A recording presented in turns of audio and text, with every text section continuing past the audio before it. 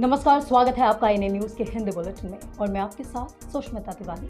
आइए शुरुआत करते हैं खबरों की, लेकिन उससे पहले एक नजर आज की हेडलाइंस पर। उत्तर प्रदेश के बाराबंकी जिले में प्लांट में भीषण आग, एक की मौत और एक घायल। मुख्यमंत्री योगी आदित्यनाथ ने बाराबंकी में आयोजित जनसभा को किया संबोधित। सपा कांग्रेस को ईडी गठबंधन पर जमकर साधा निशाना। यूपी के अमरोहा में बगद नदी को किया जाएगा पुनर्जीवित, बोले डीएम अमरोहा। सुप्रीम कोर्ट ने बाबा रामदेव को सुनाई राहत भरी खबर, आईएमए चीफ को लगाई फटकार। और आइए अब विस्तार से नजर डालते हैं खबरों पर। उत्तर प्रदेश के बाराबंकी जिले में एक दर्दनाक हादसा हो गया। यहां एक ऑक्सीजन प्लांट में भीषण धमाका होने से एक कर्मचारी लालजी यादव की मौके पर ही दर्दनाक मौत हो गई। वहीं इस हादसे में एक लोग घायल भी हो गए हैं। मौके पर पहुंची पुलिस ने राहत और बचाव का काम शुरू कर दिया है। हालांकि ऑक्सीजन प्लांट में धमाका होने की वजह का अभी पता नहीं चल सका। हादसा बाराबंकी जिले के सफेदाबाद स्थित Sarang oxygen gas filling centre में हुआ है। जानकारी के अनुसार सोमवार दोपहर में उस समय अफरा तफरी मच गई जब एक ऑक्सीजन प्लांट में धमाका हो गया। घटना के बाद मौके पर जिला अधिकारी सत्येंद्र कुमार व पुलिस अधीक्षक दिनेश कुमार समेत अन्य अफसरों ने प्लांट पहुंचकर मामले के जांच के आदेश दिए हैं। वहीं जिला अधिकारी सत्येंद्र कुमार ने बताया कि बाराबंकी हेडक्वार्टर पर Sarang oxygen gas filling centre में एक ऑक्सीजन गैस सिलेंडर के फटने से दुर्घटना हो गई है, जिसमें लालजी यादव की मौत हो गई है। एक माइनर इंजरी भी हुई है, जिसका इलाज कराया जा रहा है। हालांकि सिलेंडर फटने का कारण अभी स्पष्ट नहीं हुआ है। जांच के आदेश दिए गए हैं, जल्द ही इसका पता लग जाएगा। देखिए, बाराबंकी हेडक्वार्टर पे Sarang oxygen gas filling centre है। वहाँ पे एक ऑक्सीजन सिलेंडर के फटने की दुर्घटना हुई है, जिसमें एक लालजी यादव है की मृत्यु हुई है। एक माइनर इंजरीज भी हुए थे एक आदमी को, उसके भी इलाज करा के सही हो गया है वो। एक मृत्यु की घटना उसमें। कौन काम करता था आपका? ये चाचा है हमारे। क्या नाम था? लालजी यादव। उनके बारे में क्या बताया? अभी तक तो हमें यही जानकारी मिली कि खत्म हो गए। वही देखने के लिए आए कि यहाँ क्या हो रहा है। अच्छा, यहाँ कब से वो काम करते थे? बहुत दिन हो गए, 15 साल के आसपास यहाँ काम करते थे। बाराबंकी में जनसभा को संबोधित करते हुए मुख्यमंत्री योगी आदित्यनाथ ने कहा कि जिस तरह से भगवान राम का भव्य मंदिर बना है, इसी तरह बाराबंकी में लोधेश्वर महादेव का भी विकास हो रहा है। उन्होंने आगे कहा कि सपा कांग्रेस के लोगों की सहानुभूति कभी गरीबों के साथ नहीं रही है। उनकी सहानुभूति तो माफियाओं के प्रति है और आतंकवाद के प्रति है। ये वही समाजवादी पार्टी है जो पूर्व मुख्यमंत्री कल्याण सिंह के निधन पर संवेदना व्यक्त नहीं करती है, लेकिन अभी भी एक माफिया मरा तो उसके मरने पर मातम मनाने के लिए सपा और कांग्रेस के नेता घर पहुंच जाते हैं। सच्चाई तो ये है कि एससी, एसटी और ओबीसी के आरक्षण पर सेंध लगाने का काम इन लोगों ने किया था।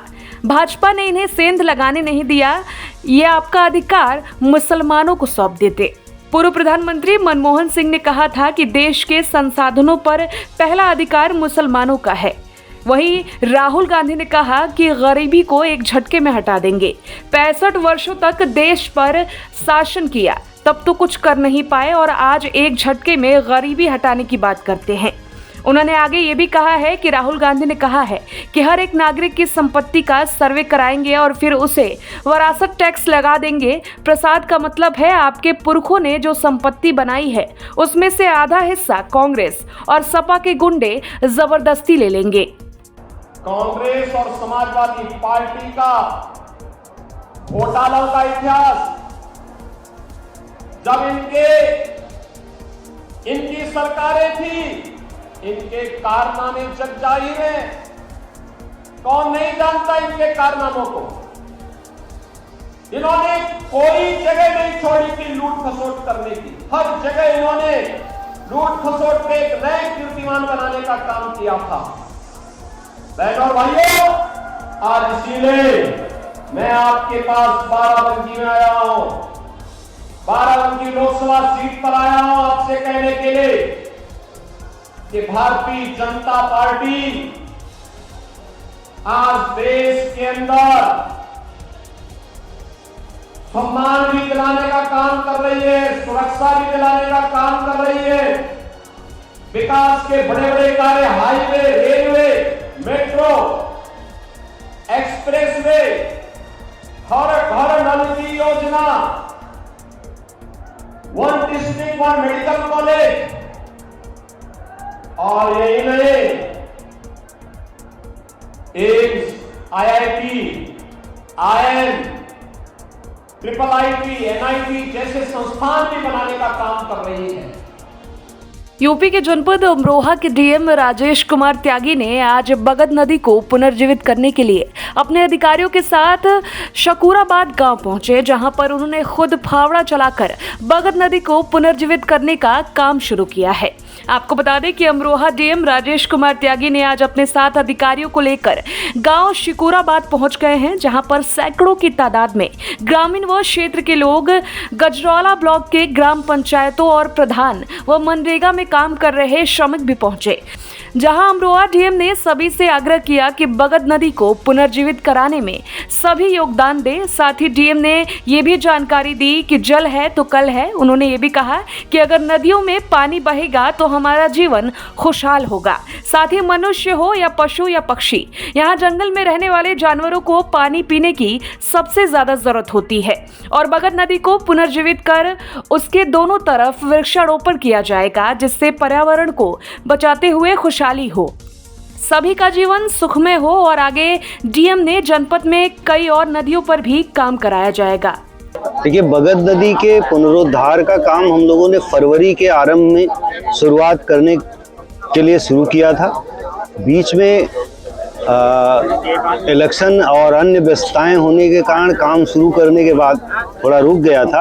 अब निर्वाचन के काम खत्म होने के उपरांत हम लोगों ने बगद नदी के पुनरुद्धार का काम फिर से शुरू किया है।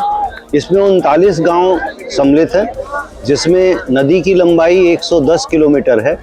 110 किलोमीटर की नदी को बनाने के लिए श्रमदान, मनरेगा और विभिन्न विभागों के कन्वर्जेंस से हम लोग इस काम को करेंगे और मुख्य हमारा जोर रहेगा कि मशीनदान या श्रमदान के माध्यम से ही ये काम हो सके, जिससे हम पब्लिक को जोड़ सके। देखिए, बहुत सारी संख्या में लोग आए हुए हैं और सब में बहुत उत्साह है कि इस नदी को हम लोग पुनर्जीवित कर पाएं और पूरा प्रयास हम लोगों का रहेगा कि शीघ्रता से हम इस कार्य को पूरा कराएं। पतंजलि के भ्रामक विज्ञापन मामले में सर्वोच्च न्यायालय में आज सुनवाई हुई। सुनवाई के दौरान योग गुरु रामदेव उनके सहयोगी बालकृष्ण कोर्ट में मौजूद थे। कोर्ट ने आदेश की अवमानना के एक मामले में न्यायमूर्ति हिमा कोहली और न्यायमूर्ति अहासुद्दीन अमानुल्लाह की पीठ ने फैसले को सुरक्षित कर लिया। अब बाबा रामदेव और बालकृष्ण को अदालत में पेश नहीं होना होगा। कोर्ट ने आगे की पेशी के लिए उन्हें छूट दे दी है। वहीं कोर्ट ने AIM यानी इंडियन मेडिकल एसोसिएशन को भी फटकार लगाई है। AIM चीफ RV अशोकन की तरफ से दिए गए एक इंटरव्यू पर सर्वोच्च न्यायालय ने नाराजगी जताई है। कोर्ट की नाराजगी पर IMA अध्यक्ष RV अशोकन ने शीर्ष अदालत से बिना शर्त माफी मांगी है।